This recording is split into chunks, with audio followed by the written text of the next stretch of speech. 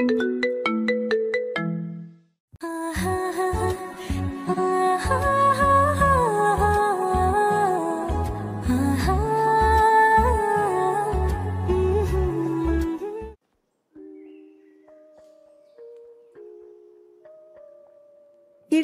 তোকে আমি পেছন থেকে ডাকছি আর অথচ তুই আমার কথাবার্তা না শুনে চলে যাচ্ছিস। বাড়ি কই তোর? কোথা থেকে এসেছিস? আপু, আমি তো গ্রাম থেকে এখানে পড়াশোনা করার জন্য এসেছি। এই কলেজের নতুন ফার্স্ট ইয়ারে ভর্তি হয়েছি। ভার্সিটির গেট দিয়ে একটা ছেলে প্রবেশ করছে। ছেলেটা দেখতে খ্যাত টাইপের। সকলেই তাকে দেখে হাসাহাসি শুরু করে দিয়েছে। কেউ কেউ আবার বলছে ভার্সিটিতে ভিক্ষা করার জন্য এই ছেলে এসেছে। আর ছেলেটার নাম হলো আকাশ। আকাশের কোনো কিছু না ভেবে, কোনো দিকে না তাকিয়ে সে সরাসরি সামনের দিকে হেঁটে যেতে লাগলো। আর হঠাৎ করেই তাকে পেছন থেকে কেউ একজন ডাক দিল। আকাশ বরাবরের মতোই পেছন ফিরে তাকালো। আর পেছন ফিরে তাকানোর পরে তখন দেখতে পারলো একটা শর্ট ড্রেস পরা মেয়ে তার সামনে দাঁড়িয়ে আছে। সাথে অনেকগুলো ছেলে রয়েছে, হয়তো তার বন্ধু বান্ধব হবে। আকাশ সেখানেই দাঁড়িয়ে ছিল চুপচাপ।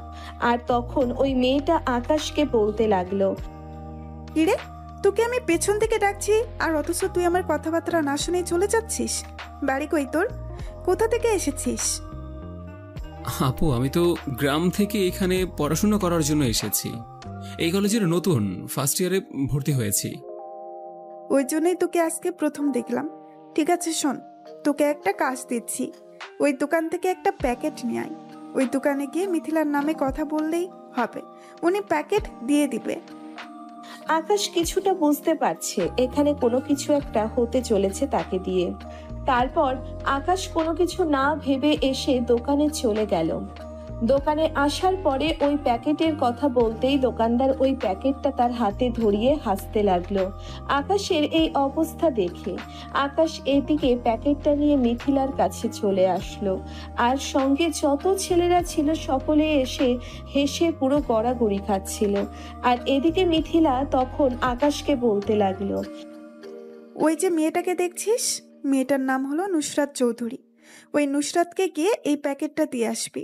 আর যদি বলে তাহলে বলবি রাফাত দিয়েছে। জি আপু, আচ্ছা। আপু, একটা প্রশ্ন করি, যদি উনি আমাকে কোনো কিছু বলেন যে আমি কে, তখন আমি কি বলবো, বা আমাকে কে পাঠিয়েছে? আরে তুই যা, এসব কিছু কখনো জিজ্ঞাসা করবে না। তুই শুধু প্যাকেটটা দিয়ে তোর ক্লাসে চলে যাবি, কোনো সমস্যা নেই, আমরা তো এখানেই আছি। তারপরে আকাশ আর কোনো কথা না বলে নুসরাত চৌধুরীর কাছে চলে আসে। আর এদিকে নুসরাত চৌধুরী হলো এই ভার্সিটির সভাপতির একমাত্র মেয়ে। তার বাবা টপ বিজনেসম্যানদের মধ্যে একজন। তার বাবার নাম হলো রফিক হাওলাদার। রফিক হাওলাদার অনেক বড় একজন বিজনেসম্যান। বাংলাদেশের মধ্যে যত টপ বিজনেসম্যান রয়েছে তাদের মধ্যে একজন। আর এই নুসরাত দেখতে যতটাই সুন্দর, মনটা ততটাই অহংকারী, যা বলে বোঝানোর মতো নয়। আর এদিকে আকাশ প্যাকেটটা নিয়ে নুসরাতের কাছে চলে আসলো। আর এদিকে নুসরাত তার বান্ধবীদের সঙ্গে আড্ডা দিচ্ছিল শর্ট ড্রেস পরে। এই ভার্সিটির প্রায় সকলেই শর্ট ড্রেস পরে আসে মেয়েরা। তখন দেখলো নুসরাত তার দিকে তাকিয়ে আছে। আর প্যাকেটটা খুলতেই যেসব জিনিস বেরিয়ে আসলো, এসব জিনিস দেখার জন্য মোটেও প্রস্তুত ছিল না আকাশ। আকাশ মাথা নিচু করে তাকিয়ে আছে। আর তখনই কোনো কথা না বলেই এদিকে ঠাস করে একটা থাপ্পড় দিয়ে দেয় নুসরাত। আর নুসরাত থাপ্পড় দেওয়ার পরে আকাশ গালে হাত দিয়ে দাঁড়িয়ে আছে। আর তখনই কিছুটা রেগে গিয়ে তখন নুসরাত তাকে বলতে লাগলো, তোর সাহস কি করে হয় আমাকে এইসব কিছু দেওয়ার? তুই জানিস আমার বাবাকে আর কি আমার পরিচয়? কে তোকে এখানে পাঠিয়েছে, নাকি তুই নিজে থেকে এখানে এসেছিস? সত্যি করে বল, তোর মতো খ্যাত ছেলে আমাকে এইসব দেওয়ার মানেটা কি? আপু, আপনি বিশ্বাস করুন, এখানে আমার কোনো দোষ ছিল না। আর আমাকে রাফাত ভাই পাঠিয়েছে এগুলো দিয়ে। আপনি বিশ্বাস করুন, আমি এগুলো সম্পর্কে কোনো কিছু জানতাম না। আমি আজই ভার্সিটিতে প্রথম ভর্তি হয়েছি, আর আজকেই আমার প্রথম দিন। তোদের মতো ছেলেদেরকে আমার খুব ভালো করেই জানা আছে। তোরা যে কোনো একটা বড়লোক মেয়ে দেখে প্রেম করিস, তারপরে ওই মেয়েটাকে ধরে বড়লোক হয়ে যাবি, এইটাই যদি ভেবে থাকিস তাহলে এটা ভুল ভাবছিস। আমি ওরকম মেয়ে না, তোকে মেরে এখান থেকে হাসপাতালে পাঠাবো। আর এই কথা বলতেই নুসরাতের সঙ্গে যত মেয়ে ছিল সকলেই আকাশকে মারতে লাগলো।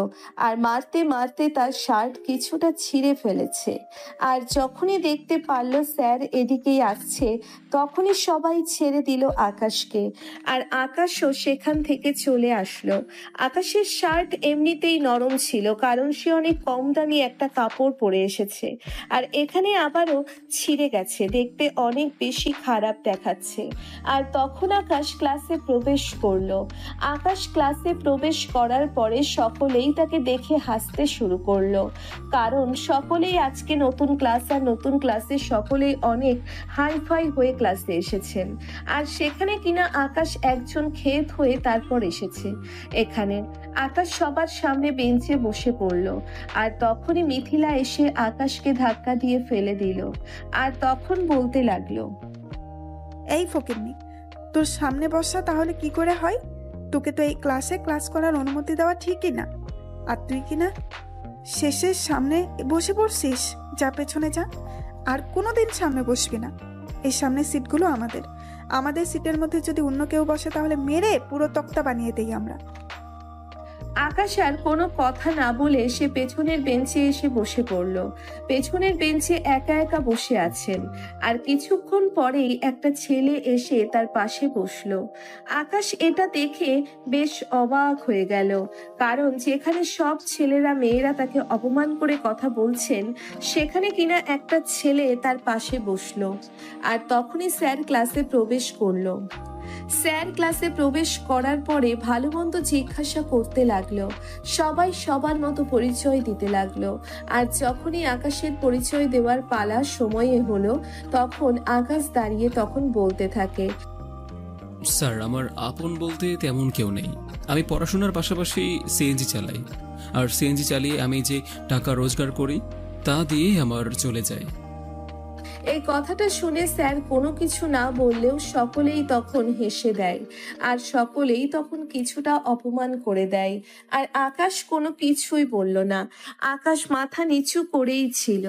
আর এদিকে স্যার তখন আকাশকে বসতে বলল, আর মনোযোগ দিয়ে পড়াশোনা করতে বলল। আকাশের স্যারের ব্যবহার দেখে অনেক পছন্দ হলো। আসলে সব স্যার একরকম হয় না। স্যার প্রথম দিন তেমন কোনো ক্লাস না করাতে গল্প করতে লাগলো সবার সঙ্গে। আর এদিকে আকাশের পাশে বসা ছেলেটার নাম হলো নীল। নীল এদিকে আকাশকে বলতে লাগলো, হাই, আমি নীল। আমরা কি বন্ধু হতে পারি? যদি তুমি করছো মনে না করো আর কি। ভাই, আপনার মতো একজন লোক আমার সঙ্গে বন্ধুত্ব করতে আপনার রুচিতে বাঁধবে না? কারণ সবাই তো আমার সঙ্গে অন্যরকম ভাবে কথা বলছে, আর সেখানে কিনা আপনি আমার সঙ্গে বন্ধুত্ব করতে এসেছেন। দেখো, সবাই কি ভাবলো বা না ভাবলো সেটা নিয়ে আমাদের দেখার সময় নেই। আমি মানুষ, তুমিও মানুষ, তাই আমাদের মধ্যে কোনো ভেদাভেদ থাকবে না। বুঝতে পেরেছো? এখন বলো, বন্ধুত্ব করবে কিনা? আর বন্ধুত্ব করলে কিন্তু তুমি বলে বলতে পারবো না, তুই করে কথা বলবো আমরা। ঠিক আছে, আমার কোনো আপত্তি নেই। আসলে ভার্সিটিতে আমি মনে করতাম যে আমার কোনো বন্ধুই হবে না, কিন্তু তুমি আমার ধারণাই পাল্টে দিয়েছ। আমি বললাম না যে এখন থেকে তুমি করে কোনো কথা বলা হবে না। এখন থেকে দুজনে তুই করে কথা বলবো, ঠিক আছে? এখন ক্লাস করো। তারপরে আকাশ এবং নীল দুজনে ক্লাস করতে লাগলো। আজকে প্রথম দিন, তাই একটা ক্লাস হওয়ার পরই ছুটি হয়ে গেল। আর আকাশ তখন সিঁড়ি দিয়ে নামতে শুরু করলো। আর এদিকে মিথিলার পাশে বন্ধুরা আকাশকে দেখে ধাক্কা দিল।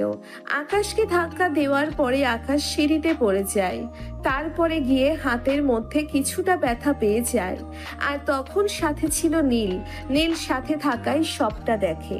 পরে তখন মিথিলাকে বলতে লাগলো, কি ব্যাপার মিথিলা, ভার্সিটিতে আসতে না আসতেই তুই ঝামেলা শুরু করে দিয়েছিস? কলেজের মধ্যে তোর জন্য কেউ শান্তি পেত না, আর এখন ভার্সিটিতে এসে এসব শুরু করলি? আমি তো দেখলাম রাফাত পিছন থেকে ধাক্কা দিয়েছে, আর তুই এত ধাক্কা দিয়েছিস? দেখ, আমার বিষয় নিয়ে তুই কোনো কথা বলবি না। যদি কোনো কথা বলার চেষ্টা করিস তাহলে কিন্তু তোর খবর আছে। তুই তোর রাস্তা মাপ। আমি তো তোর সঙ্গে এসব করিনি, তাই না? তোরা তো চলছে কেন ওর জন্য? এই খ্যাত ছেলেটা তোকে কি জাদু করেছে? দেখ, এখানে জাদু করার প্রশ্ন আসছে কেন? আমি ওর বন্ধু, ও আমার বন্ধু। তাহলে বন্ধু বন্ধুর জন্য করবে না তো অন্য কারোর জন্য করবে? আর আমরা এখানে সবাই বন্ধু। তুই শুধু শুধু আলাদা করছিস।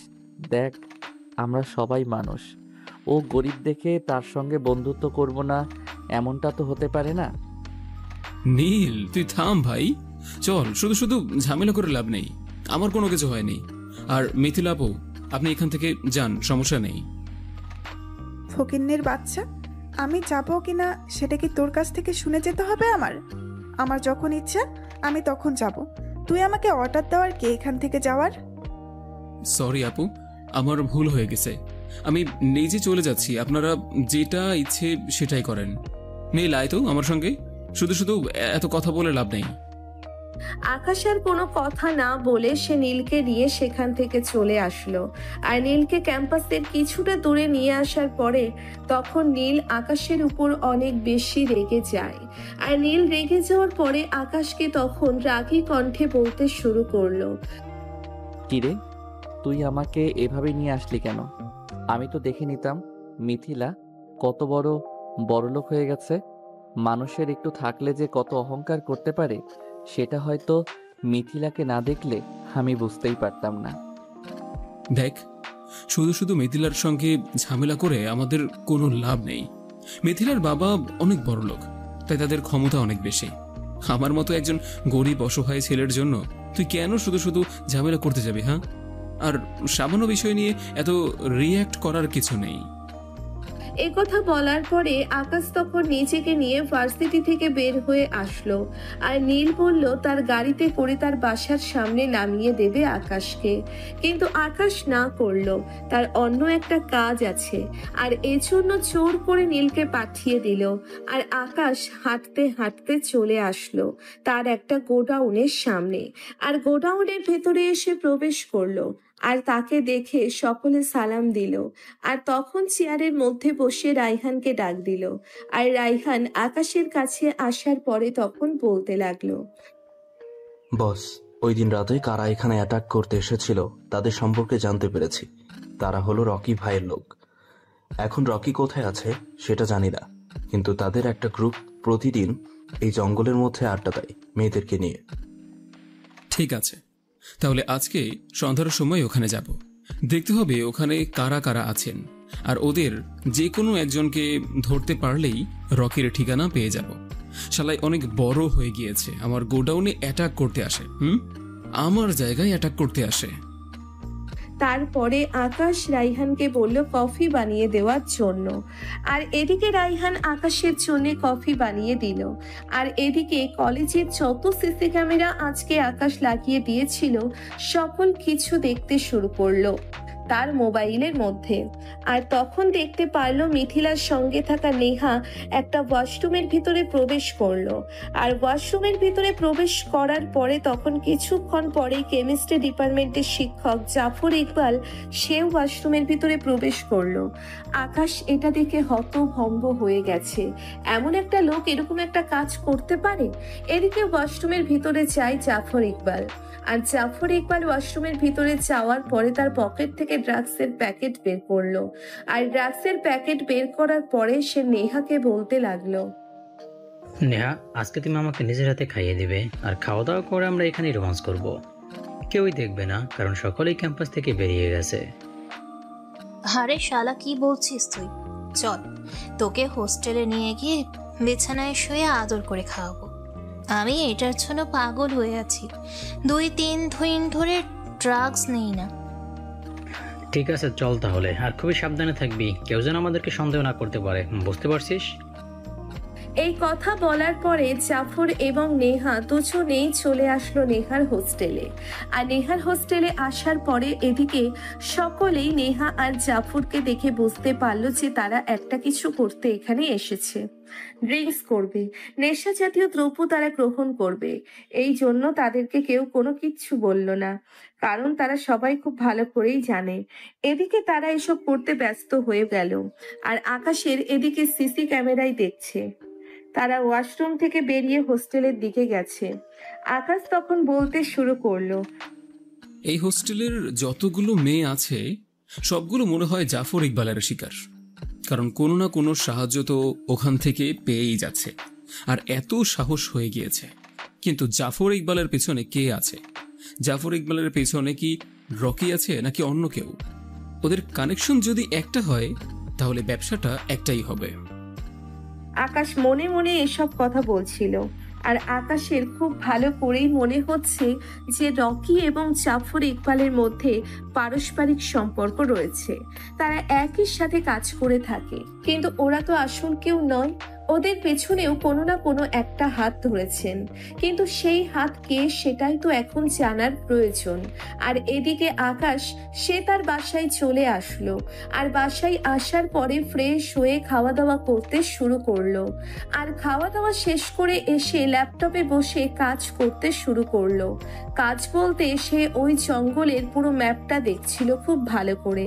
আর তখনই ফেসবুক থেকে একটা নোটিফিকেশন আসলো, আর তখন ওপেন করে দেখতে পারলো ভার্সিটির গ্রুপে মেসেজ দেওয়া হয়েছে, আর ওখানে নুসরাত তার নতুন ছবি আপলোড দিয়েছে।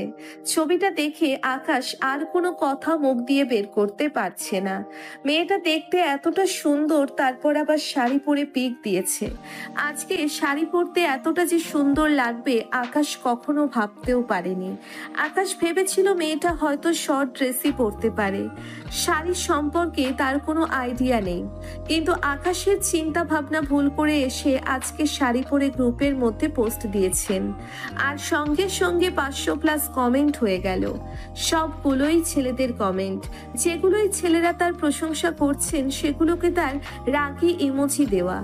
আকাশ এগুলো দেখে একা একাই হাসতে শুরু করলো, আর ভুল করে আকাশ ওই ছবির মধ্যে হা হা দিয়ে তার নিজের কাজ করতে শুরু করলো। আর এভাবেই সময়টা পার হয়ে গেল। সন্ধ্যার পরে আকাশ তার গাড়ি নিয়ে গোডাউনে চলে আসলো, আর গোডাউনের সামনে আসার পরে দেখতে পারলো সকলে রেডি হয়ে দাঁড়িয়ে আছে।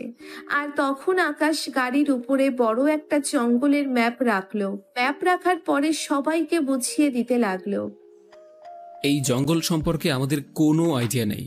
আমাদেরকে উত্তর দিক দিয়ে প্রবেশ করতে হবে, আর উত্তর দিক দিয়ে প্রবেশ করতে না পারলে অন্য একটা রাস্তা আছে, সেটা হলো নদী। আর নদী পথে যাওয়া একদমই যাবে না। আমরা যদি উত্তর দিক দিয়ে প্রবেশ করি তাহলে আমরা তাদেরকে জঙ্গলের মাঝখানটায় পাবো, যেখানে ওরা আড্ডায় থাকে। আর আমরা চারদিক দিয়ে অ্যাটাক করব, যেন ওরা কোথাও গিয়ে পালাতে না পারে। আর এই জঙ্গলের আর কোনো রাস্তা থাকতে পারে, কিন্তু সেটা আমরা জানি না। আর এই জঙ্গলের মধ্যে রহস্যটা অনেক বেশি, কারণ এখানে যে ওদের একটা গ্রুপ থাকে না, সেটা আমাদের সন্দেহ আছে। এখানে রকিও থাকতে পারে, তাই খুবই সাবধান থাকবি। আর সকলেই আমার কথা ছাড়া কেউ ফায়ার করবি না। আমি ফায়ার করতে বললে তোরা ফায়ার করবি। আর ওখানে হেলিকপ্টার নিয়েও যাওয়ার কোনো প্রয়োজন নেই। হেলিকপ্টার এটা করতে গেলে ওরা চতুর্দিকে ছিন্ন বিচ্ছিন্ন হয়ে যাবে, তাই যা করার আমাদেরকে নিচে থেকেই করতে হবে। আকাশ সবাইকে বুঝিয়ে দেওয়ার পরে তখন গাড়িতে উঠে পড়লো, আর এদিকে রাইহান গাড়ি চালাতে শুরু করলো। আর প্রায় 1 ঘন্টা গাড়ি চালানোর পরে সেই জঙ্গলের কাছাকাছি চলে আসলো, আর গাড়ি থেকে নেমে ওরা জঙ্গলের ভিতরে প্রবেশ করলো। উত্তর দিক দিয়ে যতই এগিয়ে যাচ্ছে ততই যেন কোনো কিছুর একটা শব্দ ভেসে আসছে। বুঝতে পারলো এখানে কোনো জন্তু জানোয়ার আছে। আর তখন এদিকে রাইহান আকাশকে প্রশ্ন করলো, বস, আমার তো মনে হচ্ছে এখানে কোনো একটা জন্তু বা জানোয়ার রয়েছে যে আমাদেরকে অ্যাটাক করতে পারে। আমরা এসেছি অন্য কাজ করতে। এখন যদি আমরা কোনো একটা হিংস্র পশুর কাছে মারা যাই তাহলে কি হবে? শুনতে পাচ্ছেন কিরকম শব্দ হচ্ছে? সব কিছুর মোকাবেলা আমাদেরকে করতে হবে। এভাবে পিছিয়ে গেলে ও ভয় পেয়ে গেলে তাহলে কিন্তু চলবে না। তুই না ট্রেনিংয়ে এসব বলেছিলি, আর তোর মুখ দিয়ে এখন এইসব কথা বেরোচ্ছে।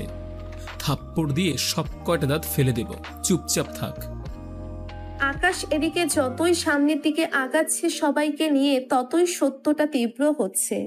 আকাশ বুঝতে পারল না কিসের এটা শব্দ, এখানে জন্তু বা জানোয়ার আসবে কোথা থেকে। আর আকাশ একটা গাছের নিচে লুকিয়ে পড়ল, আর একে একে সকলেই আড়াল হয়ে গেল। আর তখনই দেখতে পারল ভয়ঙ্কর একটা অদ্ভুত রকমের প্রাণী তাদের এখান থেকে চলে গেল। প্রাণীটা আকাশ এবং তার লোকজনকে দেখতে পারেনি, না হলে ঠিকই অ্যাটাক করত। আর আকাশ এটা দেখে চিন্তায় পড়ে গেল, এখানে হঠাৎ করে এরকম অদ্ভুত রকমের প্রাণী আসবে কোথা থেকে। আকাশ কোনো কিছুই বুঝতে পারছে না, আকাশ চুপচাপ রয়েছে। আর তখন রাইহান বলতে লাগলো, বস, আমাদের ধারণা মতে এখানে তো কোনো ভয়ঙ্কর প্রাণী থাকার কথা নয়, এমনকি এখানে শিয়াল পর্যন্ত নেই। তাহলে এরকম ভয়ঙ্কর প্রাণী কিভাবে আসবে এখানে? আর আমার তো মনে হচ্ছে এখানে একটা নয়, আরো অনেকগুলো জন্তু আছে এরকম ভয়ঙ্কর, কিন্তু এটার নাম কি সেটাই তো জানি না। অদ্ভুত রকমের একটা প্রাণী। আকাশ হঠাৎ করে বলল, এটা আবার কিভাবে হলো? নাকি এটার মধ্যে অন্য কোনো ঝামেলা আছে? কোনো কিছুই তো বুঝতে পারছি না। আর এদিকে আকাশ এসব কিছু চিন্তা বাদ দিয়ে সামনের দিকে আগাতে শুরু করলো। আর যখনই জঙ্গলের মাঝখানে চলে আসলো তখনই দেখতে পারলো সকলের লাশ পড়ে আছে। আকাশ এটা দেখে অবাক হয়ে গেল, আর মোবাইলে ফ্ল্যাশ দিয়ে দেখতে শুরু করলো গলায় আঘাতের চিহ্ন। তবে এই আঘাতের চিহ্নটা মনে হয় না কোনো মানুষ দিয়েছে, মনে হয় ওই জন্তুটা সবাইকে অ্যাটাক করেছে আর সবাইকে মেরে ফেলেছে। এখানে প্রায় মোট 5 জন ছিল, আর এই 5 জনের মধ্যে মেয়ে ছিল একজন। সকলে হয়তো এখানে কর্ম করার জন্য এসেছিল। আকাশ লাশগুলোকে খুব ভালো করে দেখতে শুরু করলো, আর আকাশের দেখা দেখি সকলেই চারিদিকে কোনো কিছু খুঁজতে শুরু করলো, দেখা যাক কোনো কিছু তারা পায় কিনা। আর তখন আকাশকে রাইহান বলতে লাগলো, বস, ভেবেছিলাম আমরা ওদেরকে ধরে রকি সম্পর্কে কোনো কিছু জানতে পারবো, আর এখন তো ওরা সবাই মারা গেছে। এখন কি করে রকির ঠিকানা পাবো? হঠাৎ করেই এই অবস্থা শুরু হলো কি করে, কিছুই তো বুঝতে পারছি না। আকাশ তখন সবাইকে নিয়ে ওখান থেকে চলে আসলো। ওদের মধ্যে থেকে একজনের মোবাইল নিয়ে আসতে পেরেছে আকাশ, আর মোবাইলটা নিয়ে আসার পরে তার ল্যাবের মধ্যে ঢুকে তার নিজের কাজ করতে লাগলো। এই মোবাইলটার মধ্যে যত রকমের তথ্য ছিল সবকিছু আকাশ কপি করার চেষ্টা করছে তার কম্পিউটারে নেওয়ার জন্য। প্রায় অনেকক্ষণ চেষ্টা করার পর সফল হলো, আর এভাবে রাত বেজে গেল 12টা। আকাশ বাসায় চলে আসলো, আর বাসায় আসার পরে এসে ঘুমিয়ে পড়লো। পরের দিন সকালবেলা ঘুম থেকে উঠে যথাযথভাবে ভার্সিটির জন্য রেডি হয়ে যায়। আর আকাশ হাঁটতে হাঁটতে তখন ভার্সিটির দিকে আসছিল, আর তখন পেছন থেকে গাড়ির হর্ন দেখে রাস্তায় থেমে গেল। আর পেছনে তাকিয়ে দেখতে পেল নীল গাড়ি থেকে ফোন দিয়েছে, আর নীল তার গাড়িতে উঠতে বলল। আকাশ না চাইতেও গাড়িতে উঠে পড়ল, আর গাড়িতে ওঠার পরে তখন নীল বলতে লাগলো, দোস্ত, আমি একটা বিপদে পড়েছি বলতে আমার মামাতো বোনকে খুঁজে পাওয়া যাচ্ছে না। আমার মামাতো বোন এই ভার্সিটিতে পড়াশোনা করত, অনার্স 2য় বর্ষে, কিন্তু তাকে 2 দিন ধরে খুঁজে পাওয়া যাচ্ছে না। আর এদিকে নিউজ চ্যানেল খবর ছড়াচ্ছে খুব অদ্ভুত রকমের কয়েকটা প্রাণী দেখা যাচ্ছে।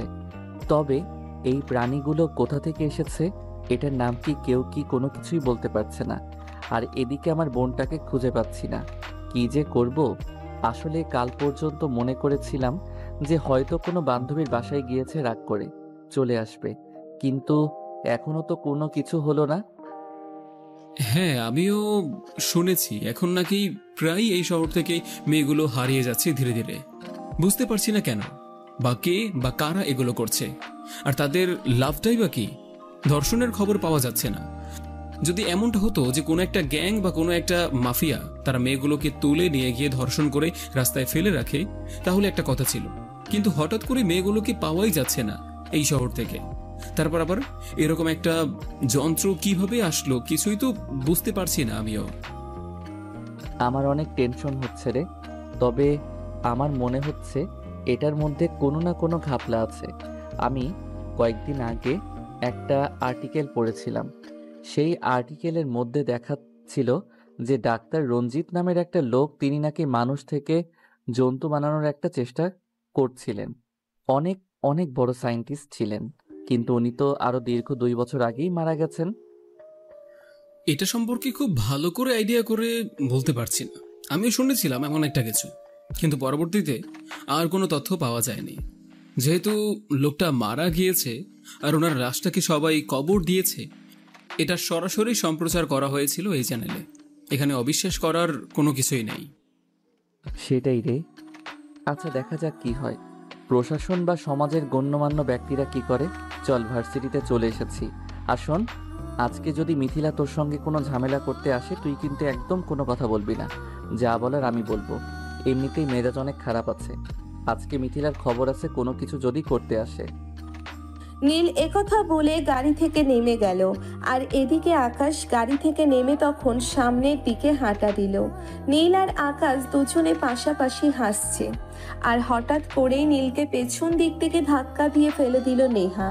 নেহা ফেলে দেওয়ার পরে আকাশ পেছন ফিরে তাকায়।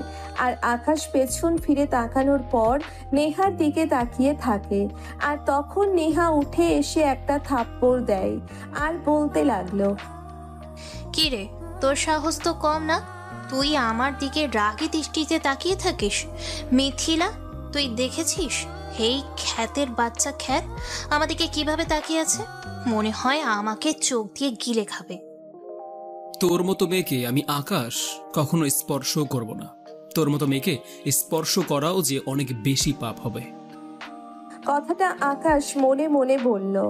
আকাশ চুপ করে আছে। আর তখন কোথা থেকে নুসরাত চলে আসলো। আর নুসরাত আসার পরে তখন নেহাকে একটা থাপ্পড় দেয়।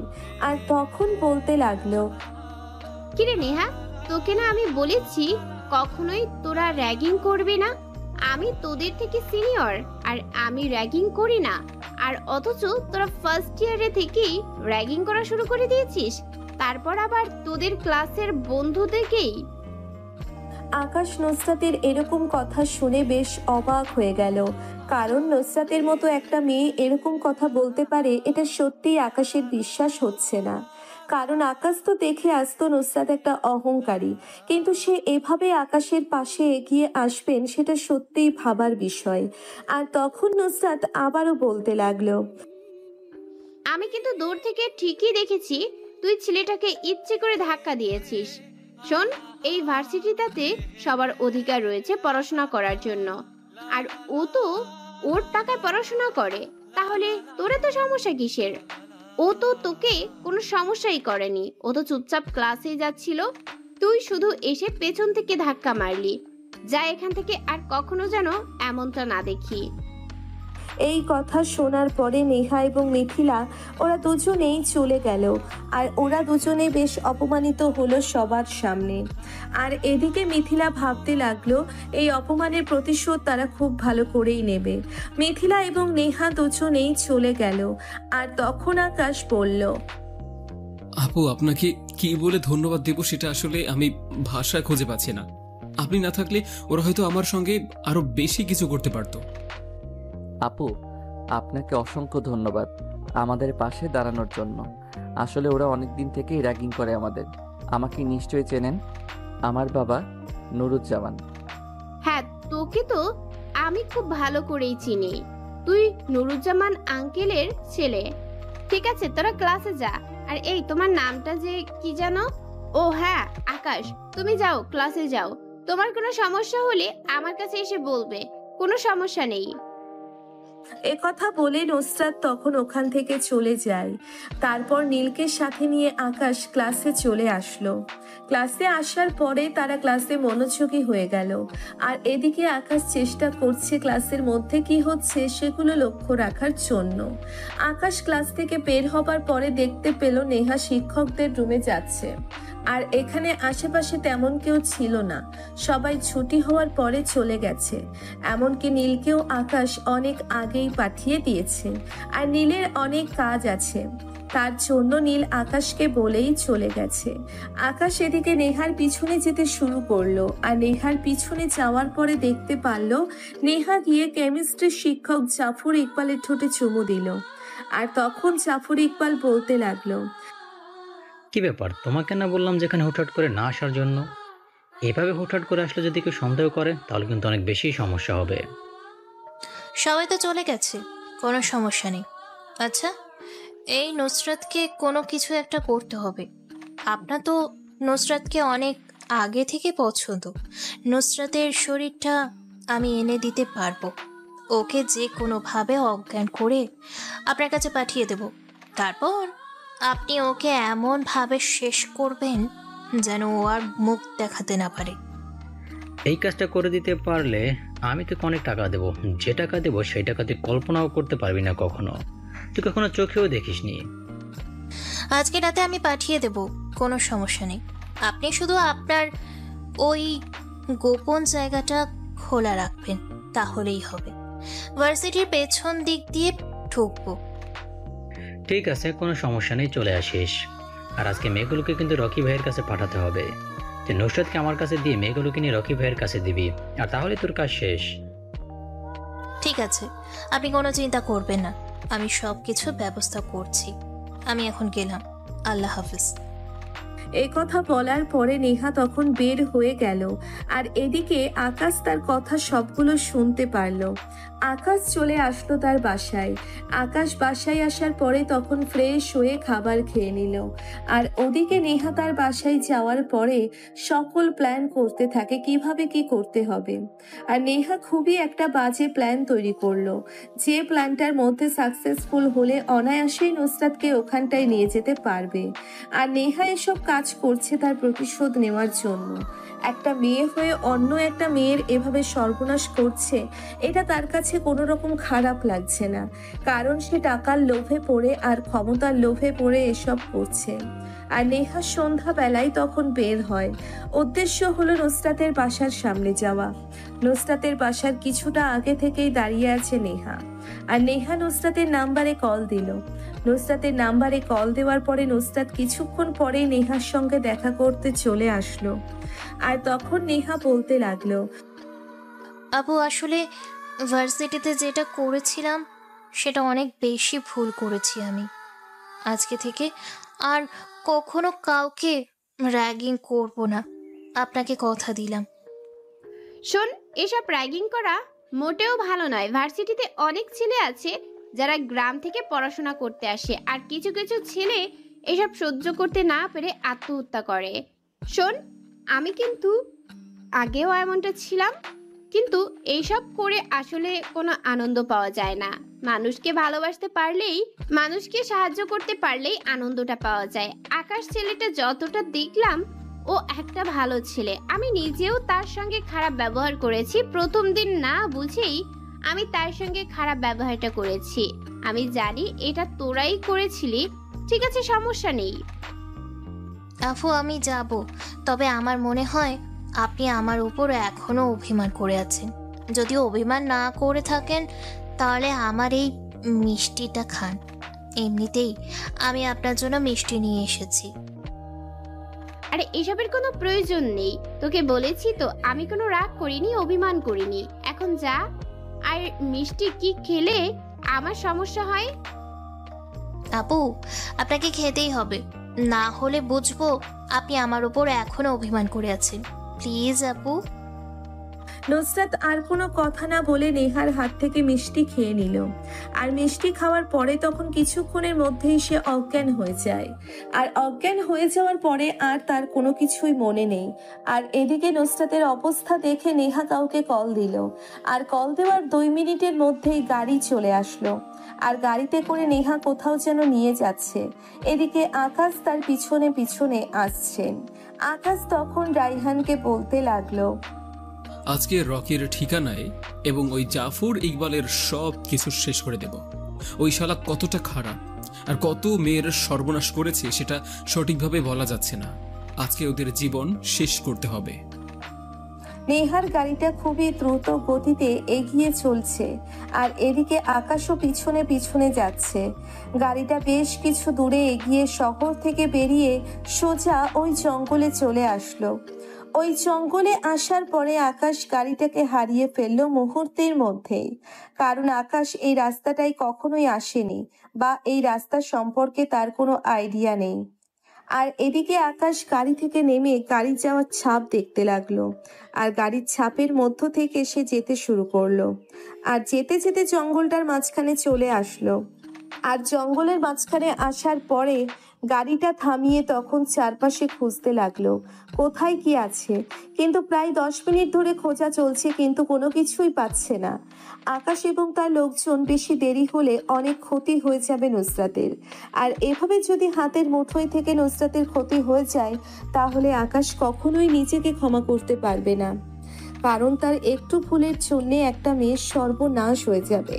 আর হঠাৎ করেই দেখতে পারল আকাশের পা একটা জায়গার মধ্যে শক্ত লাগছে, আর আকাশ পাতাগুলো সরিয়ে দিতেই ওই তখনই দেখতে পারে ওখানে একটা ঢাকনা লাগানো আছে, আর ঢাকনাটা সরাতেই ভিতরে একটা সুড়ঙ্গের মতো দেখা যাচ্ছে। আকাশ তখন একাই ভিতরে প্রবেশ করলো। আকাশ ভিতরে আগাতে শুরু করলো। আকাশ ভিতরে প্রবেশ করার পরে সামনের দিকে আগাতে শুরু করলো, আর এদিকে রাইহান সে পিছনে পিছনে আসতে শুরু করলো। আকাশ ভিতরে আগানোর পরে কারোর হাসির আওয়াজ শুনতে পারলেন, আর এই হাসিটা আকাশের শুনে মনে হলো এটা হলো জাফর ইকবালের।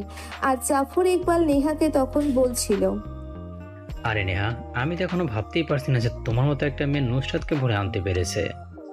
আমি এতদিন ধরে নুসরাতকে পাওয়ার জন্য খুবই চেষ্টা করেছিলাম, কিন্তু তার বাবার জন্য কোনো কিছু বলে উঠতে পারছিলাম না।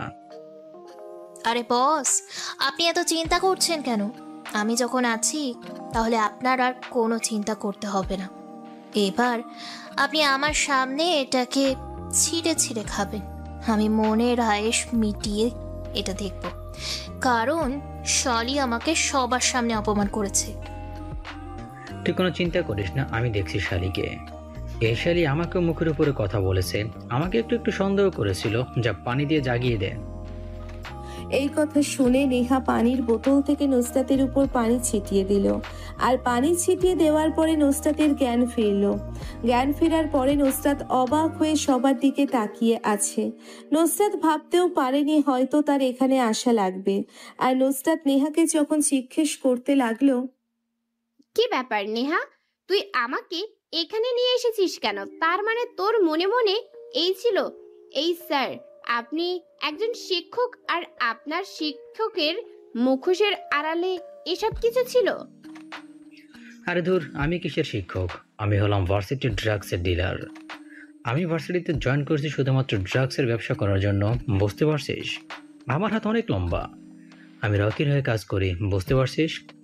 শালি, এখন তোকে আমি ভোগ করব, আর তোকে ভোগ করার জন্য নিয়ে তোকে এখানে আমার কাছে তুলে এনেছে, বুঝতে পারলি? আর কত মেয়ের এভাবে জীবন নষ্ট করবি? আর কি করলে তোরা মানুষ হবি? তোরা আর কত মেয়ের জীবন এভাবে নষ্ট করবি?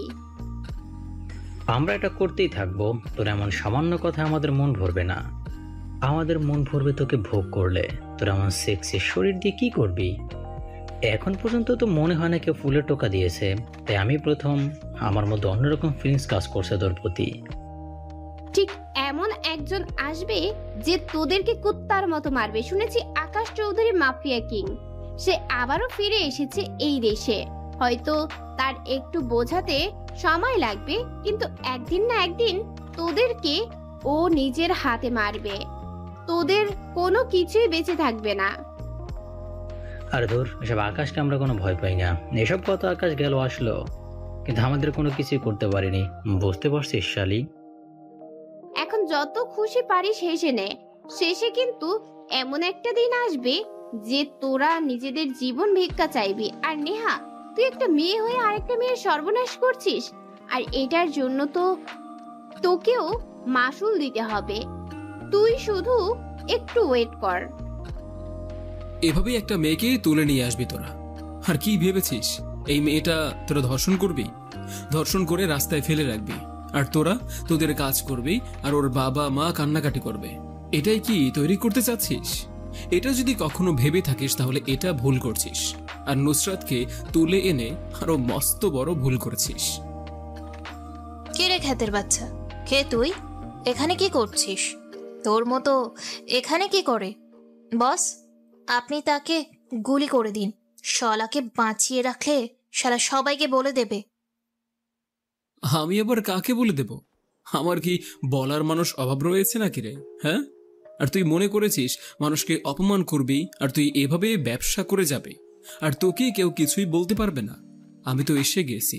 এই আকাশ চৌধুরীকে তুই ভালো করে চিনিস না এখনো, তোরা দুজন, আর চিনবিও না।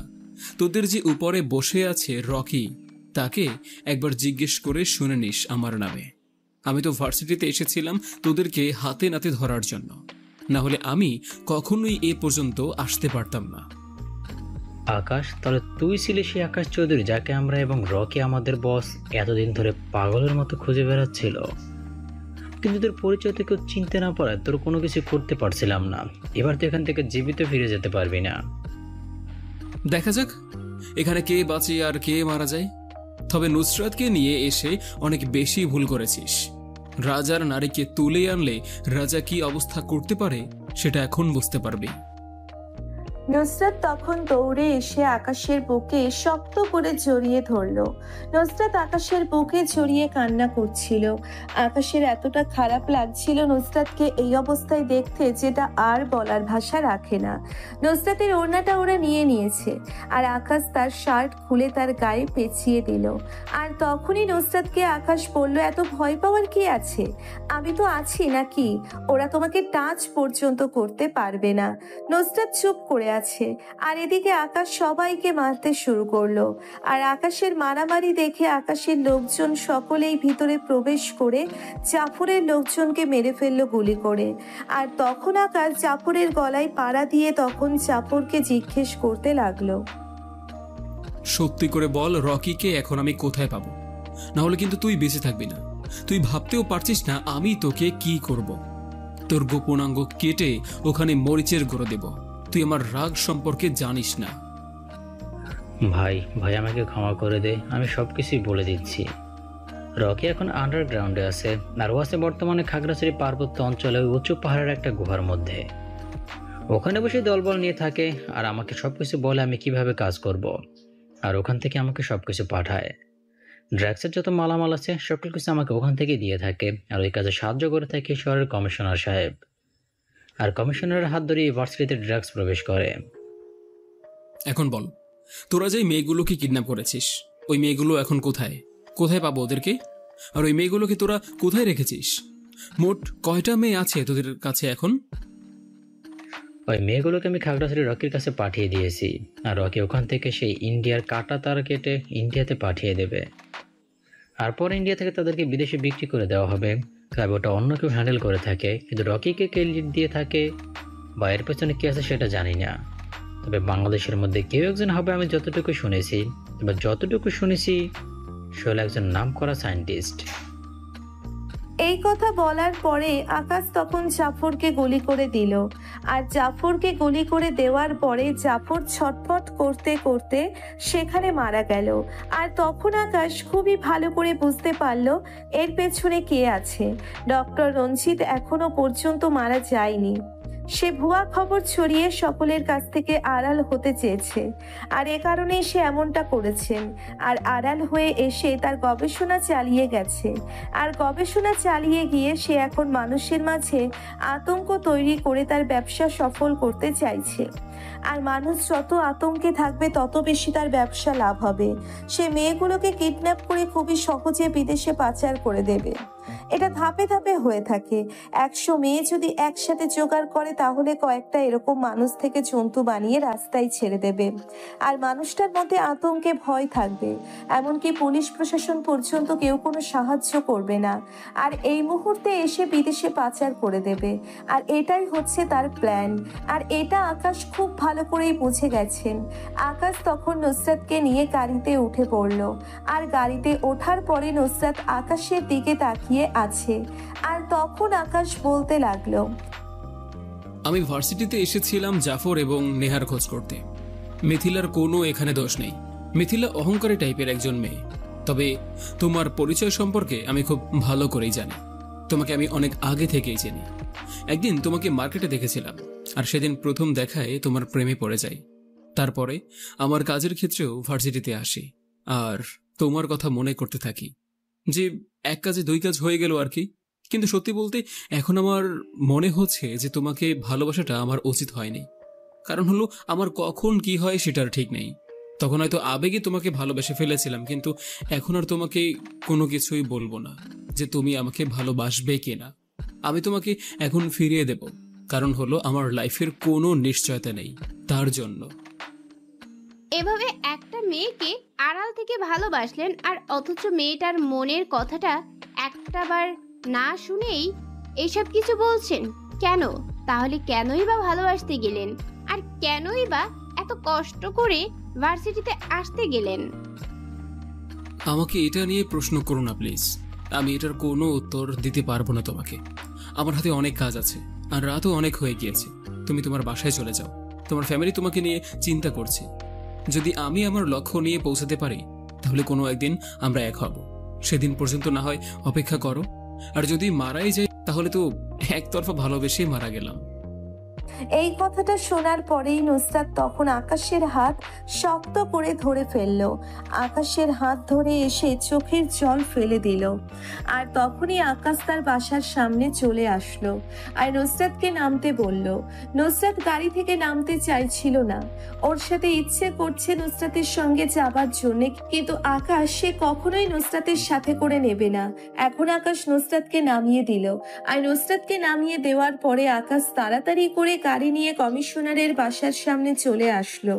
আর কমিশনারের বাসায় এসে সরাসরি অ্যাটাক করতে করতে ভেতরে প্রবেশ করলো।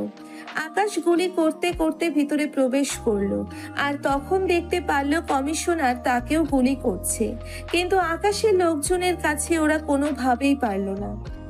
আর কমিশনারকে গুলি করে দেওয়ার পরে তখন পুরো বাসাটা আগুন চালিয়ে দিল। তারপর সেখান থেকে হেলিকপ্টারে করে সে খাগড়াছড়িতে চলে আসলো।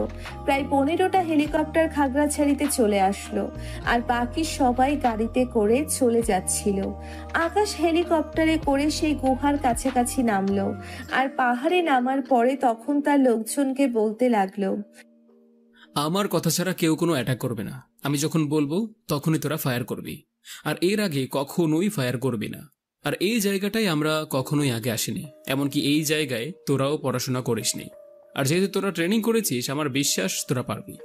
আর একটা কথা মনে রাখবি, কোনোভাবে যদি রকি একবার পালিয়ে যেতে পারে তাহলে কিন্তু তাকে আর খুঁজে বের করা সম্ভব হবে না। সে কিন্তু আবারও আন্ডারগ্রাউন্ড হয়ে যাবে। আকাশ তখন সবাইকে নিয়ে সামনের দিকে এগিয়ে গেল। সামনে এগিয়ে যাওয়ার পরে দেখতে পারলো ওখানে আরো দুজন মিলে পাহারা দিচ্ছে।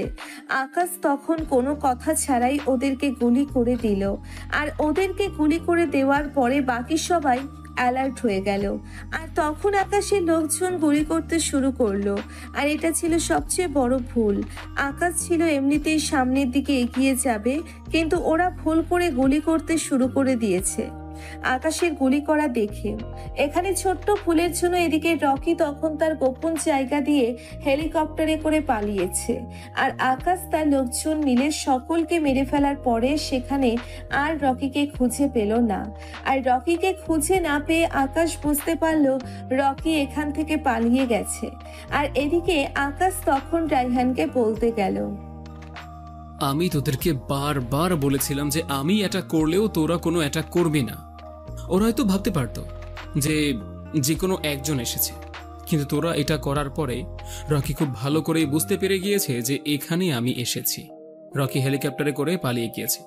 100 বার বললাম তোদেরকে আমি, কিন্তু তোরা এটা কি করে করতে পারলি? হ্যাঁ বস, আসলে আমরা ভেবেছিলাম যে আপনার ফায়ার করা মানেই আমরা ফায়ার করব। আসলে আমাদের ভুল হয়ে গেছে, আমাদেরকে এবারের মতো ক্ষমা করে দিন। আর রকি এখান থেকে পালিয়ে হয়তো ওই রঞ্জিতের কাছে যাবে। তবে রঞ্জিত আমার মনে হয় বাংলাদেশের মধ্যেই আছে, কিন্তু হয়তো সে আন্ডারগ্রাউন্ডের মধ্যে থাকবে। সেটা ঠিক আছে, ওদের কাছে যাবে সেটা আমিও জানি, কিন্তু রঞ্জিত এখন আন্ডারগ্রাউন্ড হয়ে যাবে, কারণ সবার কাছে সে মৃত। তাই ওর জন্য আরো বেশি সুবিধা হবে। আর এখন তো সে ছদ্মবেশ ধারণ করে থাকবে। এখন সেটাই হলো সবচেয়ে বড় সমস্যা। ভাই, আমার মনে হচ্ছে কি আমাদের আশেপাশের কেউ হয়তো যাকে আমরা কখনোই একবার দেখেছি তাদের মধ্যেই রঞ্জিত হতে পারে। কারণ সে যদি পালিয়ে থাকে তাহলে কখনোই থাকতে পারবে না আমাদের চোখের সামনে, হয়তো ঘুরে বেড়াচ্ছিল এতদিন, আর আমরা কোনো কিছুই খেয়াল করিনি বা খেয়াল করে কখনোই দেখিনি ভালো করে। বস, ও কিন্তু একদম ঠিক কথা বলেছে। হয়তো আমাদের চোখের সামনে কখনো ঘুরে বেড়াচ্ছিল, আর আমরা এগুলো দেখেও তেমন একটা গুরুত্ব দেইনি, খেয়াল করিনি। আর এই জন্যই হয়তো সে বুঝে গেছে যে আমরা তাকে আর কখনো ধরতে পারবো না। হ্যাঁ, এটাও ঠিক যে হয়তোবা এমন কেউ যারা আমার চোখের সামনে ঘুরে বেরিয়েছিল, কিন্তু আমি হয়তো তেমন একটা কোনো খেয়াল করিনি। আর এই খেয়াল না করার কারণেই আজকে এই অবস্থা দেখতে হয়েছে। কারণ একজন মানুষ কখনোই পালিয়ে থাকতে পারবে না। বাংলাদেশের প্রতিটা জেলায় আমার লোকজন রয়েছে, যার জন্য কখনোই পালিয়ে থাকতে পারবে না। সে খুব ভালো করেই জানে যে সে পালিয়ে থাকলেও আমি তাকে ঠিকই খুঁজে বের করতে পারবো। কিন্তু সে আমার হয়তো চোখের সামনেই ছিল, কিন্তু আমি তাকে দেখতে পারিনি। বস, আপনি যখন ভার্সিটিতে গিয়েছিলেন তখন কি আপনি অদ্ভুত কোনো একটা লোককে দেখতে পেয়েছেন? যে কোনো লোক হতে পারে। আপনি একটু মনে করে দেখুন, আমার কাছে একটা সিসিটিভি ফুটেজ আছে। আপনি আমাকে বললেন না যে সিসিটিভি ভালো করে চেক করার জন্য? তখন আমি একটা ভিডিও দেখেছিলাম, আর ওই ভিডিওটার মধ্যে একজন অদ্ভুত লোককে দেখতে পারলাম। কারণ দারোয়ানের মতে একজন লোক অনেক বড় টাইপের আর কিছুটা রঞ্জিতের সঙ্গে মিলে যায়। আমি ভেবেছিলাম মানুষের মতো মানুষ হতেই পারে চেহারা, তার জন্য আর বেশি গুরুত্ব দেইনি। তারপরে আপনি অন্য কাজ দিলেন, আর আমি সেই কাজে ব্যস্ত হয়ে পড়লাম। হ্যাঁ, তুই ঠিকই বলেছিস। দারোয়ানকে প্রথমেও আমার এমনটাই মনে হয়েছিল, আর আমিও তোর মতো করেই ভেবেছিলাম মানুষের মতো মানুষের চেহারা হতেই পারে। চল তাহলে আজকে তাকে খুব সামনাসামনি একটু দেখে আসি। বস, আমার মনে হয় না সে এখন থাকবে, কারণ অলরেডি রাত 2টা বেজে গেছে। কালকে ভার্সিটিতে আপনি আবারও যাবেন। ও কিছুটা মজা নেবে মনে হয় আপনাকে নিয়ে, কারণ সে খুব ভালো করে জেনে গেছে জাফর আর নেহাকে আপনি নিজের হাতে মেরেছেন। তবুও কিন্তু সে ভার্সিটি থেকে চলে যাবে না, কারণ ভার্সিটি থেকে চলে গেলে সবাই তাকে নিয়ে সন্দেহ করবে। জাফর মারা যাওয়ার পরপরই সে চাকরি ছেড়ে দিয়েছে, এজন্য। আকাশ তখন সবাইকে নিয়ে চলে আসলো। আকাশ সবাইকে নিয়ে চলে আসার পরে সে তার বাসায় শুয়ে পড়লো। আর বাসায় শুয়ে পড়ার পরে তখন সে নুসরাতকে কল দিল। কল দেওয়ার পরে নুসরাত কলটা রিসিভ করলো, আর তখন এই পাশ থেকে আকাশ বলতে লাগলো, তোমার কি কখনো কোনো সন্দেহ হয়েছে দারোয়ানকে নিয়ে? তুমি তো ভার্সিটিতে অনেক আগে থেকেই পড়াশোনা করছো। তুমি আগের দারোয়ানের সঙ্গে এই দারোয়ানের সাথে কোনো মিল পাও তোমার মনে হয়? না, আগের দারোয়ান তো মারা গিয়েছে, আমি শুনেছি এটাই। আর ওনার পরিবর্তে আরেকজন নতুন এসেছে। নতুন দারোয়ানকে তো আমার কখনো সন্দেহ হয়নি, উনি ওনার মতো করে ডিউটি করত। মানুষ থেকে জন্তু যে আবিষ্কার করেছিল সেটা হলো ডক্টর রঞ্জিত, আর ডক্টর রঞ্জিত এখন পর্যন্ত মারা যায়নি। আর এই দারোয়ানটাই হলো রঞ্জিত। দেখি না তোমাদের ভার্সিটির ল্যাবে তার নিজের কাজ করে থাকে। তোমাদের ভার্সিটির সায়েন্স ল্যাবটা তার দখলে। তুমি দেখেছ কেউ কিন্তু সায়েন্স ল্যাবের মধ্যে প্রবেশ করে না প্রায় 6 মাস ধরে, আর কেউ ওটার ব্যাপারে কথাও বলে না। সবাই মনে করে ওইটা বন্ধ হয়ে নষ্ট হয়ে পড়ে আছে, কিন্তু এটা সম্পূর্ণটা ডক্টর রঞ্জিতের। রঞ্জিত তাহলে কি ভার্সিটিতে যত যত মেয়ে কিডন্যাপ হয়ে যেত আর ধর্ষণ সবকিছু রঞ্জিত আর জাফর মিলে করত? আমি তো আসলে ভাবতে পারছি না এরকম একটা কাছের লোক থাকার পরেও আমরা তাকে কোনোভাবে চিনতে পারিনি। তুমি কালকে ঠিক স্বাভাবিকভাবে ভার্সিটিতেই যাবে, ঠিক আছে? আর আমিও ঠিক কালকে ভার্সিটিতে যাব। তুমি কালকে আমার কথা ছাড়া কোনো কাজ করবে না, আর ক্লাস কখনোই করবে না। আকাশ তখন নুসরাতকে বুঝিয়ে দেওয়ার পরে কল কেটে দিল। আর কল কেটে দেওয়ার পরে এদিকে আকাশ তখন ঘুমিয়ে পড়ল। পরের দিন সকালবেলা খুব ভোরবেলা আকাশ ঘুম থেকে উঠল আর সবাইকে বলল ভালোভাবে থাকার জন্য। আকাশ আবারও সেই আগের পরিবেশে ভার্সিটিতে চলে আসলো। এসে দেখতে পারলো দারোয়ানটা তার মতো করে গেটের কাছে বসে আছে। আজকে খুবই তাকে বিষণ্ণ দেখাচ্ছে। আকাশ দূর থেকেই লক্ষ্য করছে, আর তখনই নুসরাত তার কাছে চলে আসলো। নুসরাত আসার পরে তখন বলতে লাগলো, আমি সকাল থেকে লক্ষ্য করছি আজকে সে কোনো কিছু একটা খোঁজার চেষ্টা করছে, কিন্তু কি খোঁজার চেষ্টা করছে সেটা তো বুঝতে পারছি না। হয়তো কাউকে খুঁজছে অনেক ভালো করে। তুমি তোমার মতো করে চলে যাও, আর আমি আমার মতো করে থাকি। তুমি যদি আমার সাথে থাকো তাহলে কিন্তু সমস্যা হবে। তুমি এখান থেকে যাও। তারপর আকাশের কথা শুনে নুসরাত ওখান থেকে চলে যায়।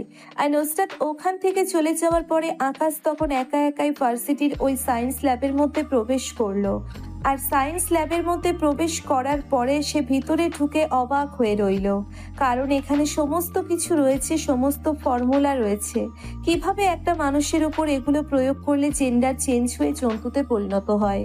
আকাশ এগুলো দেখে একা একাই তখন বলতে লাগলো, মানুষ তার জ্ঞানকে সঠিকভাবে কাজে না লাগিয়ে এসব কাজে লাগায়। একটা মানুষ কতটা নিকৃষ্ট হলে ঠিক এমন চিন্তা ভাবনা করতে পারে। শালা, আজকে তোকে মেরে মানুষের পাপ মোচন করব। আকাশ ল্যাবের মধ্যে সময় দিতে লাগলো। আর ওদিকে রঞ্জিত সে আকাশকে খুব ভালো করে চিনে ফেলেন, কারণ রকি এসে আকাশের কথা জানিয়ে দেয়। আর জানিয়ে দেওয়ার ফলে রঞ্জিত এদিকে নুসরাতের ব্যাপারটা জানতে পারে। আর রঞ্জিত আর কোনো কিছু না ভেবেই নুসরাতকে কিডন্যাপ করে। সে ভার্সিটি থেকে পালিয়ে যায়। আর ভার্সিটি থেকে নুসরাতকে কিডন্যাপ করে নিয়ে যাওয়ার পরে তখন কমিশনারকে কল দেয়। আর কমিশনারকে কল দেওয়ার পরে তখন এদিকে রঞ্জিত বলতে লাগলো, কিরে, তুই তোর মেয়েকে দিয়ে আমার পেছনে লাগিয়েছিস আমার খোঁজ নেওয়ার জন্য? আরে আমি তো মিথ্যে তথ্য ছড়িয়েছিলাম যে আমি 2 বছর আগেই মারা গেছি। শুধুমাত্র এমনটা ছড়িয়েছিলাম আমার গবেষণার মধ্যে সময় দেওয়ার জন্য। না হলে মানুষজন আমাকে নিয়ে খারাপ কথা বলতো, আমাকে ডিস্টার্ব করতো, যেটা আমার একদম পছন্দ নয়। কিন্তু আকাশের সঙ্গ নিয়ে তোর মেয়েটা আমার খবরাখবর আকাশকে দিচ্ছে। তোর মেয়েকে বাঁচাতে চাইলে আকাশকে নিয়ে এক্ষুনি আমার একটা বাগান বাড়িতে চলে আয়। তুই যদি ভেবে থাকিস যে আমার মেয়েকে নিয়ে তুই খুব বড় একটা কাজ করে ফেলেছিস, এটা ভেবে থাকলে তুই ভুল ভাবছিস। কারণ আকাশের সম্পর্কে তুই ভালো করে জানিস আকাশকে আর সে কি করতে পারে, সেটা তোর আজকে নতুন করে জানতে হবে না। আমার মেয়েকে নিয়ে আমি এখন মোটেও টেনশন করছি না। যা করার আকাশই করবে, আমার কোনো কিছু করা লাগবে না। আমি কি করব জানিস? আকাশ যখন তোদেরকে নিজের হাতে মারবে, তারপর আমি পুলিশ ফোর্স নিয়ে যাব আর লাশগুলোকে নিয়ে আসব আর রিপোর্ট করব আমার সঙ্গে ফায়ার করা অবস্থায় ওরা মারা গেছে। নিজেকে বাঁচাতে ওদেরকে গুলি করতে হয়েছে, বুঝতে পারলি? তোর কথা শুনে সত্যি অনেক বেশি হাসি পাচ্ছে। তুই ভাবলি কি করে এটা হবে? তুই আমার লোকজন সম্পর্কে জানিস না?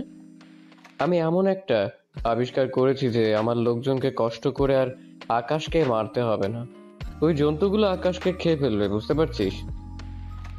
যাই কিছু বলিস না কেন, তোর আজকে জীবনের শেষ দিন। তুই শুধু মৃত্যুর সময় গুনতে থাক, যে কোনো সময় তোর আজরাইল চলে আসতে পারে। তোর মনে হয় বিশ্বাস হচ্ছে না? আমি তোর মেয়েকে তুলে নিয়ে এসেছি। নে, মেয়ের সঙ্গে কথা বল। বাবা, ওরা আমাকে ধরে নিয়ে এসেছে, আমাকে বাঁচাও। তুমি যেভাবে পারো আকাশকে খবর দাও। আকাশ জানে না আকাশ এখন সায়েন্স ল্যাব এর ভেতরে আছে, আর ও ল্যাবের ভেতরে গেলে নেটওয়ার্ক কাজ করে না। এই কথা বলার পরেই রঞ্জিত নুসরাতের কাছ থেকে মোবাইলটা কেড়ে নিল। আর মোবাইলটা কেড়ে নেওয়ার পরে কল কেটে দিল। আর এদিকে কমিশনার তাড়াতাড়ি করে ভার্সিটিতে চলে আসলো। আর ভার্সিটিতে আসার পরে সে সায়েন্স ল্যাবের ভিতরে যাওয়ার পরে দেখতে পারলো আকাশ সেখানে রঞ্জিতের ল্যাপটপ ঘাটাঘাটি করছে। আর তখন কমিশনার আকাশকে বলতে লাগলো, আকাশ, নুসরাতকে রঞ্জিতের লোকজন তুলে নিয়ে গেছে। রঞ্জিত তাকে নিয়ে কোথায় গেছে সেটা আমি জানি না। বলল তার একটা বাগান বাড়ি আছে আর ওখানে নিয়ে গেছে। তুমি যেভাবে পারো আমার মেয়েকে ফিরিয়ে এনে দাও। আপনি টেনশন করবেন না, আমি আছি। নুসরাতের কোনো ক্ষতি হতে দেব না। আর রঞ্জিতের এত সাহস হয়ে যায়নি যে নুসরাতের কোনো ক্ষতি করবে সে। আকাশ তখন কমিশনারের সঙ্গে কথা বলে তার গোডাউনে চলে আসলো। আর তার গোডাউনে আসার পরে তখন রাইহান আকাশের দিকে এগিয়ে আসলো। রাইহান আকাশের দিকে এগিয়ে আসার পরে তখন আকাশকে বলতে শুরু করলো, বস, আপনি চিন্তা করবেন না। এবারে রকি এবং রঞ্জিতকে আমরা মেরে ফেলবো। ওই শালার আর বেঁচে থাকার কোনো অধিকার নেই, অনেক হয়েছে। আকাশ তার লোকজনকে বুঝিয়ে দিল কিভাবে কি করতে হবে। আর আকাশ সে গাড়িতে করে একাই চলে যাচ্ছে ওই বাগান বাড়ির উদ্দেশ্যে। আর তার পেছনে অনেকগুলো গাড়ি সারি সারি করে আসছে। গাড়িগুলো খুবই দ্রুত গতিতে এগিয়ে আসছে। আর আকাশ বাগান বাড়িতে আসার পরে গাড়ি রেখে তখন সামনের দিকে এগিয়ে যায়। আর কয়েকজন ছেলে এসে আকাশের হাত পেছনে বেঁধে তখন নিয়ে যেতে থাকে ওই বাগান বাড়ির ভিতরে। এদিকে আকাশ তার লোকজনকে সিগন্যাল দিয়ে দিয়েছে কিভাবে কি করতে হবে। আকাশকে ভিতরে নিয়ে যাওয়ার পরে যখন রঞ্জিত তাকে দেখে হাসতে শুরু করলো, আর তখন রঞ্জিত আকাশকে কটাক্ষ করে বলতে লাগলো, আন্ডারওয়ার্ল্ডের মাফিয়া কিং আকাশ চৌধুরী এখন আমার লোকজনের কাছে বন্দি। এটা কি আসলে মেনে নেওয়া যায়? না, আসলেই মেনে নেওয়া যায় না। এভাবে তোর পরাজয় আমি আসলেই মেনে নিতে পারছি না। ভেবেছিলাম আর একটু খেলবো তোর সঙ্গে, কিন্তু তুই তো আগেই হার মেনে নিয়েছিস। এদিকে তোর স্বপ্ন বাস্তবায়ন করবি, আর ওদিকে আমার আন্ডারওয়ার্ল্ডে তোর রাজত্ব থাকবে। আর তুই আর রকি মিলে পুরো সিস্টেমকে বদলে দিবি। আর এই চিন্তা করে থাকলে ভুল ভাবছিস। আর রকি, তুই ভেবেছিলি রঞ্জিতের সঙ্গে হাত মিলিয়ে তুই আন্ডারওয়ার্ল্ডে প্রবেশ করবি, আর পুরো আন্ডারওয়ার্ল্ড এটা তোর হয়ে যাবে। আর ওদিকে রঞ্জিত তার নাম করে ফেলবে, বিশ্বের মধ্যে 1 নাম্বার সায়েন্টিস্ট হয়ে যাবে।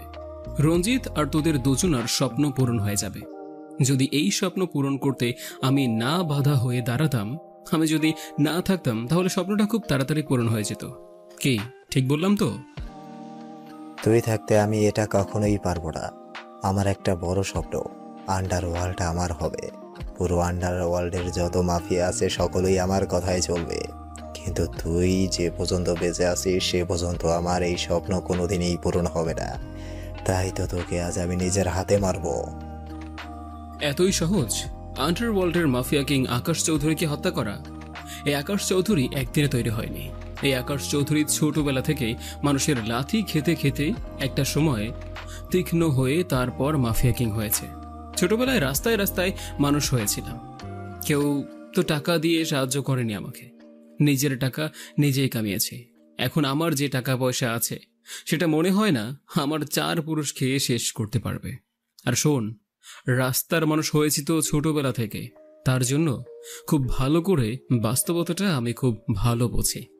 আর কোন মানুষ কিরকম, তার দৌড় কতটুকু, এটা আমাকে তুই চিনাবি? হ্যাঁ? আর যদি আমি এটা না চিনতাম তাহলে আমি পুরো আন্ডারওয়ার্ল্ডে রাজত্ব করতে পারতাম না। বিভিন্ন দেশের মাফিয়া আজকে আমার সঙ্গে কথা বলার জন্য ওয়েট করে থাকে, শুধুমাত্রই আমার ক্ষমতার জন্য। আমি এইসবগুলো নিজে অর্জন করেছি। আজকে আমাকে সবাই চিনে আমার কাজের জন্য, বুঝতে পারলি? এতদিন ধরে আমি চেয়েছিলাম এই সিস্টেমটাকে বদলে দেব, আর এই সিস্টেমের সম্পূর্ণ দায়ভার আমি নেব, কিন্তু তোর জন্য কোনোভাবে সম্ভব হচ্ছিল না। তাই তো আমি রঞ্জিতের সঙ্গে হাত মিলিয়ে এই প্ল্যান তৈরি করে ফেললাম। আর এই প্ল্যানের মধ্যে তুই সবচেয়ে বড় বাধা হয়ে দাঁড়িয়েছিস। আমার সব লোকগুলোকে তুই নিজের হাতে খুন করেছিস, আর ওদের লাশগুলোকে এমনকি খুঁজে পর্যন্ত পাওয়া যায়নি। এমনকি আমার ছোট ভাইকে মেরেছিস তুই। এতগুলো লোকের মাঝে তোর ভাই কোনটা ছিল সেটাই তো জানি না। হবে হয়তো কোনটাকে মেরে দিয়েছি। খাগড়াছড়ি থেকে পালিয়ে এসেছিস আর ভেবেছিলি তুই সফল হয়ে গিয়েছিস রঞ্জিতের কাছে আসলে। হ্যাঁ, কে আছিস? আকাশকে একটু বুঝিয়ে দে আমি কি করতে পারি। আর নুসরাত শালি, আকাশকে মেরে তোর সঙ্গে আমি বিছানা গরম করব। তোর কথা শুনে সত্যি অনেক মজা পেলাম। আকাশকে মারতে পারলে আমি নিজেই আমার সব কিছু তোকে দিয়ে দিব। তবে আকাশটাকে আগে মেরে দেখা, দেখবি আবার তুই নিজে আবার পটল তুলবি। এই কথাগুলো শুনে রঞ্জিত অনেক রেগে যায়, আর রঞ্জিত নিজেও মারতে আসলো। আর আকাশ এদিকে সবাইকে মারতে লাগলো। আকাশের সঙ্গে কেউ পারল না। আর তখনই চারিদিক থেকে গোলাগুলির আওয়াজ আসলো। আকাশের লোকজন এসে ফায়ার করতে লাগলো চারিদিক থেকে। আর এদিকে আকাশ তখন নুসরাতের হাতের বাঁধন খুলে দেয়। আর নুসরাতের হাতের বাঁধন খুলে দেওয়ার পরে তখন আকাশ গুলি করতে করতে নুসরাতকে নিয়ে চলে যায়। আর নুসরাতকে সাইডে রেখে সেও গুলি করতে লাগলো। আর হঠাৎ করেই নুসরাত ভয় পেয়ে আকাশকে শক্ত করে জড়িয়ে ধরলো। আর তখন আকাশ নুসরাতকে বলতে লাগলো, তুমি গাড়িতে গিয়ে বসো, এইখানে থাকাটা তোমার ঠিক হবে না। আমি ওদেরকে শেষ করে তারপর আসতেছি, না হলে যে কোনো সময় রঞ্জিত এবং রকি পালিয়ে যেতে পারে। আমি যাব না, তোমার সঙ্গেই থাকবো। মরলে দুজনে একসঙ্গে মরবো, আর বাঁচলে দুজনে একসঙ্গে বাঁচবো। আমার অনেক বেশি ভয় করছে। আকাশ আর কোনো কথা বলল না। আকাশ ওদেরকে গুলি করলো, আর গুলিতে রকি আগেই মারা যায়। আর রকি মারা যাওয়ার পরে দেখতে পারলো রঞ্জিতের দিকে পালিয়ে যাচ্ছে, আর আকাশ দৌড়ে গিয়ে রঞ্জিতকে ধরে ফেললো। আর আকাশের লোকেরা ওদের লোকজনকে সবাইকে মেরে ফেলেছে। আর রঞ্জিতকে ধরে ফেলার পরে তখন আকাশ বুকের উপর পা দিয়ে বলতে লাগলো, আমার একটা জিনিস তোর কাছে জানার ইচ্ছে, সেটা হলো মানুষ এতটা নিকৃষ্ট কিভাবে হতে পারে বলতে পারিস? হ্যাঁ, তুই ভার্সিটির মেয়েগুলোকে রকিকে দিয়ে কিডন্যাপ করাতে, আর কিডন্যাপ করিয়ে ওদেরকে যন্ত্র বানিয়ে দিবি তোর গবেষণা কাজের জন্য। আল্লাহ তাআলা তোকে জ্ঞান দিয়েছে, সেগুলো ভালো কাজে খরচ করতি, দেশের মানুষের কাজে লাগতো, এমন কিছু আবিষ্কার করতি যেটা মানুষের উপকার হতো। এইসব নাম ডাক দিয়ে কি হবে বলতে পারিস? আমি চেয়েছিলাম আমার ক্ষমতা থাকবে, পুরো বিশ্বের যত সায়েন্টিস্ট আছে সবাই আমাকে নিয়ে গর্ব করবে, সবাই আমার কাছে আসবে। আমি ক্ষমতা চেয়েছিলাম, আর ক্ষমতার লোভে পড়ে আমি এসব করে ফেলছি। আমাকে ক্ষমা করে দে আকাশ, আমি আমার নিজের ভুল বুঝতে পেরেছি। অনেক দেরি হয়ে গিয়েছে, প্রায় কত ছেলে মেয়ে তোর কাছে ক্ষমা চাইতো, কিন্তু তুই তাদেরকে ক্ষমা করিসনি। তোদের ব্যবসার জন্য জাফরকে ভার্সিটিতে পাঠিয়ে দিয়েছিস, আর সেও এই কাজ করেছে। আমাকে ক্ষমা করে দে, আমি বাঁচতে চাই, আমার নিজের জীবন ভিক্ষা চাই। আমি তোর কাছে আমার নিজের জীবন ভিক্ষা চাইছি। তোকে ক্ষমা করলে এই সাধারণ মানুষগুলো আমাকে ভুল বুঝবে। সাধারণ মানুষ তোকে কখনোই ক্ষমা করবে না, আমি ক্ষমা করলেও। একথা বলার পরে আকাশ তখন রঞ্জিতকে গুলি করে দেয়। আর রঞ্জিতকে গুলি করে দেওয়ার পরে আকাশ পুরো বাগান বাড়িতে আগুন জ্বালিয়ে দেয়। তারপরেই পুলিশ চলে আসলো। কমিশনার এটাই করলো যেটা রঞ্জিতকে বলেছিল। কমিশনার রিপোর্ট তৈরি করলো। কমিশনারের সঙ্গে ফায়ারিং স্পটে তারা সবাই মারা গিয়েছে, আর সকল প্রমাণ অনেক আগেই আকাশ তার কাছে রেখেছিল। আকাশ পেনড্রাইভ দেওয়ার পরে বলল এখানে সব প্রমাণ রয়েছে। তারপর আকাশ নুসরাতকে নিয়ে চলে আসলো, আর এদিকে কমিশনারের মুখে হাসি ফুটে উঠল। আকাশ নুসরাতকে নিয়ে চলে আসলো, আর ওদের ধুমধাম করে বিয়ের আয়োজন করা হলো। আর আকাশ এখন দাঁড়িয়ে আছে বাসর ঘরের সামনে, ভিতরে যাওয়ার জন্য প্রস্তুতি নিয়েছে। আর তখন পেছন থেকে রাইহান বলতে লাগলো, বস, আপনি আমাদের জন্য এত কিছু করেছেন, আর আপনার জন্য আমরা কোনো কিছুই করতে পারলাম না। এটাই হচ্ছে সবচেয়ে বড় আফসোস। এত খুঁজলাম কোনো ফার্মেসি খোলা কি না, কিন্তু পেলাম না, তাই আর কিছু করার নেই। তোরা কি এখান থেকে যাবি? এমনিতেই আজকে অনেক দখল গিয়েছে, যা গিয়ে ঘুমিয়ে পড়, আমাকে একদম ডিস্টার্ব করবি না। সকলেই তখন আকাশের কথা শুনে হাসতে লাগলো। আর আকাশ কিছুটা লজ্জা পেয়ে ভেতরে প্রবেশ করলো। ভেতরে প্রবেশ করার পরে দরজা লক করে দিল। আর দরজা লক করার পরে বিছানার দিকে তাকিয়ে দেখতে পারলো লাল বেনারসি পরে বিছানার উপর চুপটি করে বসে আছে নুসরাত।